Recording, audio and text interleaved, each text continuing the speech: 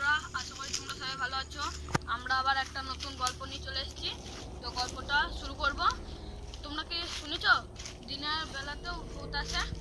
তো এই জায়গাটা দেখতে শান্ত, ততটাই হচ্ছে ভয়ঙ্কর, ততটাই ভয়ঙ্কর।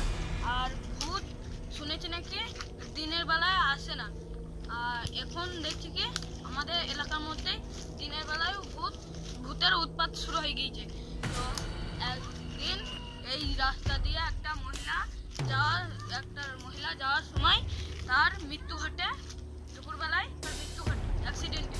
তো তিনি তারপর থেকেই সাদা শাড়ি পরে এই জায়গায় অনেকজন দেখেছে তাকে সাদা শাড়ি পরে এই রাস্তা দিয়ে যেতে এবং হাঁটতে। হ্যাঁ, লোকজনের কানে শোনে যে আমাকে বাঁচাও, আমাকে বাঁচাও। এবং চারিদিকে তাকালে কাউকে দেখা যায় না,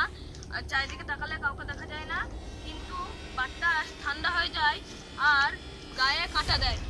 আর যেদিন রোদ কম থাকে দুপুরবেলায়, সেদিন হাঁটতে দেখা যায়, কিন্তু সাবধান, তার দিকে কাউকে তাকালে সে আর সেই জায়গা থেকে ফিরে যেতে পারে না। তো এইটুকুই আমাদের গল্প ছিল। আর গল্পটা কেমন লাগলো তা কমেন্টে লিখে দাও, আর একটা করে লাইক সাবস্ক্রাইব করে দাও। জয় হিন্দ।